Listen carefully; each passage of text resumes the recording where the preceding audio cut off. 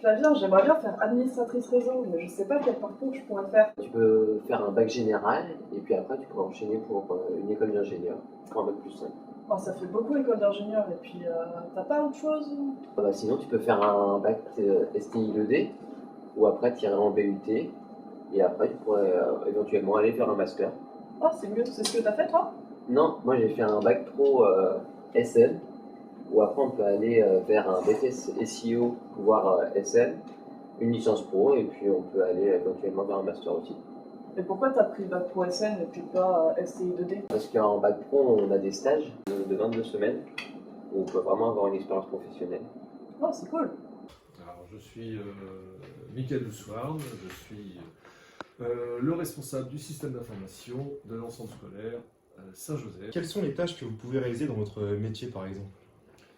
Elles sont très variées. Ça va de l'administration de sites internet ou de plateformes de travail collaboratif comme le MT Illico, à l'administration de serveurs, voire la mise en service de nouveaux serveurs, l'administration des systèmes, du réseau, l'assistance utilisateur, le développement parfois d'applicatifs spécifiques correspondant à des besoins spécifiques de l'établissement, la gestion de parc, et l'aide à la décision pour le chef d'établissement.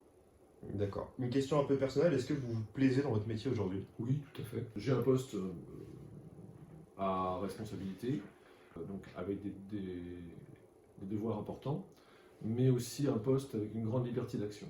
On me fait pas suffisamment confiance pour que j'ai une grande latitude de choix dans les technos employés ou les solutions à apporter. Donc ça, j'apprécie grandement cette liberté. Avez-vous quelques conseils pour les jeunes qui souhaitent aujourd'hui faire votre métier?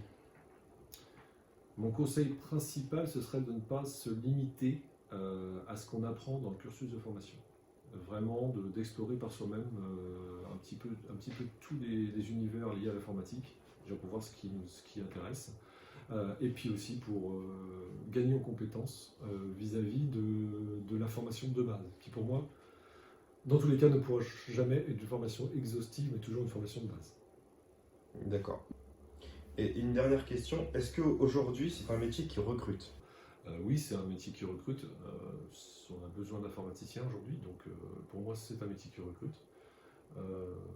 Oui, sans souci pour ça. Je me présente, moi je m'appelle David, je suis un des administrateurs réseau du lycée Chevrolier.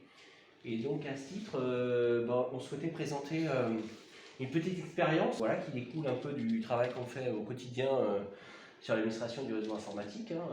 Outre les aspects plus techniques qu'on effectue chaque jour sur les systèmes, que ce soit sur la partie réseau, la partie système ou la partie serveur. On a un robot dans le cadre d'un projet d'assistance à une élève médicalement assistée, et donc ça va lui permettre globalement de pouvoir assister au cours à partir de son lit d'hôpital. Voilà, donc de manière totalement sécurisée naturellement. Et donc ça, effectivement, c'est le travail des administrateurs réseau sur l'ensemble de la chaîne. Sur le local, on a donc le fameux robot Teddy que vous voyez ici, qui va permettre effectivement la liaison à la fois audio et vidéo du cours présenté par le professeur et retransmis donc à l'étudiante qui est dans le coin au fond et qui va pouvoir interagir avec l'enseignant, sa classe, et elle va pouvoir effectivement converser comme si elle était effectivement dans la salle de cours.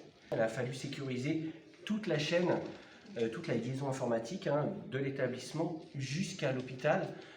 Alors nous, au sein du lycée, on a un réseau Wi-Fi qui permet au robot de se connecter à ses bornes. Et dans un deuxième temps, ces bornes vont se connecter à un serveur qui, lui, a deux liens réseau, un lien dans l'établissement et un lien vers l'extérieur de l'établissement. Ce lien vers l'extérieur de l'établissement, c'est celui qui va permettre à l'étudiante en question d'atteindre l'établissement.